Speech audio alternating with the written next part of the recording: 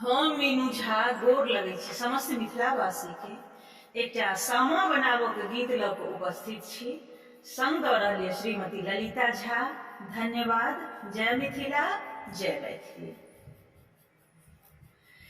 दे बौरे कुम्भरा भैया डाला भरे सोनमा, डाला भरे सोनमा से गैर दी है ना, से गैर दी है ना।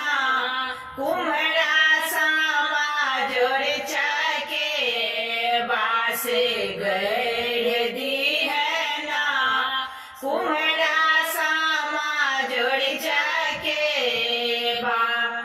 हम तोरा पूछियो बहनों से बढ़ के बहनों, बहनों से छोट के बहनों की होय छै ना, से की होय छै ना गे बहनों सामा खेलाय के, से की होय छै ना गे चके बा खेलाय के। ससुरा में होय छै भैया अन्न धन सोनमा, अन्न धन सोनमा। नैहर होय छै ना, नैहर होय छै ना रे कुम्हरा बचन सन के भैया। नैहर होय छै ना रे कुम्हरा लालन सन के भैया। जुगे जुगे जेबथो मोर पाँचो भैया रे, मोर पाँचो भैया से पाँचो भौजना, से पाँचो भौजना। पहिरत कामिन सिंदूरबा से पाँचो भौजना, पहिरत कामिन सिंदूरबा। हम मीनू झा गोर लगै छी समस्त मिथिलावासी के एकटा सामा के गीत लऽ कऽ उपस्थित छी। सामा पर्व के सब गोटे के बहुत बहुत शुभकामना। धन्यवाद। जय मिथिला, जय मैथिली। आबि गेलै कार्तिक महिनमा, सामा के दिनमा। आबि गेलै कार्तिक महिनमा, सामा के दिनमा। हमर भैया एबे करता लाले पीरे डाला अनता। हमर भैया एबे करता लाले पीरे डाला अनता। डाला सजेती सभे बहिना, सामा के दिनमा। डाला सजेती सभे बहिना, सामा के दिनमा। आबि गेलै कार्तिक महिनमा, सामा के दिनमा। हमर भैया ता सामा संग अनबे करता। हमर भैया ता सामा संग अनबे करता। सामा खेला जेबै सभे बहिना, सामा के दिनमा। सामा खेला जेबै सभे बहिना, सामा के दिनमा। आबि गेलै कार्तिक कार्तिक महीनमा सामा के दिन माँ हमर भैया एबे करता नबकाओ चूड़ानता हमर भैया एबे करता नबकाओ चूड़ानता सामा के खुए थिन सब बहिना सामा के दिन माँ अब गेलै कार्तिक महीनमा सामा के दिन माँ।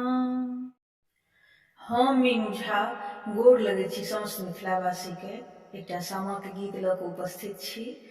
कोशिश करै छी सब गोटे के नीक लागे। धन्यवाद। जय मिथिला, जय मैथिली।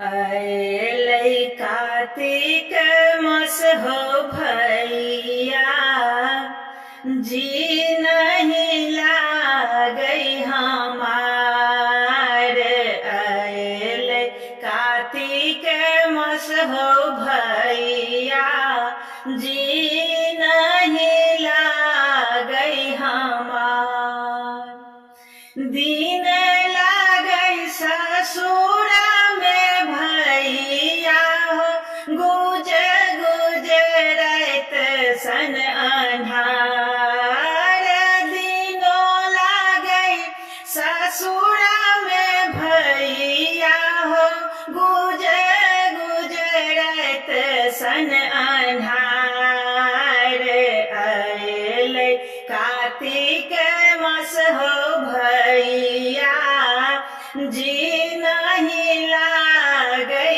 हमार छैठक खरना दिन हो भैया सामा लेली अवतार छैठक खरना दिन हो भैया सामा लेली अवतार छैठक पड़ना दिन हो भैया सामा के करान जोगार छैठक पड़ना दिन हो भैया सामा के करान जोगार से सुनी हमर पाँचो भैया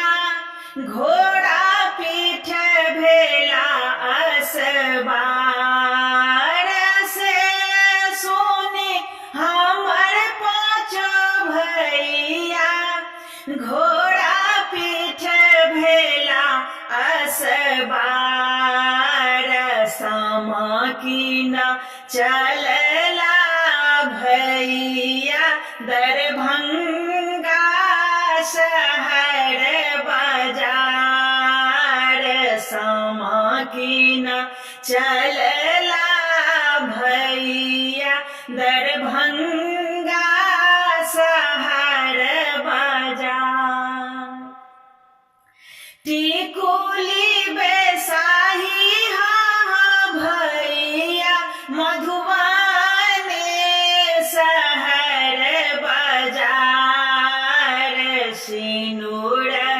बेसाही हो भैया बेतिया शहर बाजार सिनुर बेसाही हो भैया बेतिया शहर बाजार सामा खेला जे हो भैया करबै सोलह हो सिंगार टिकुली झलकी गेल हो भैया आई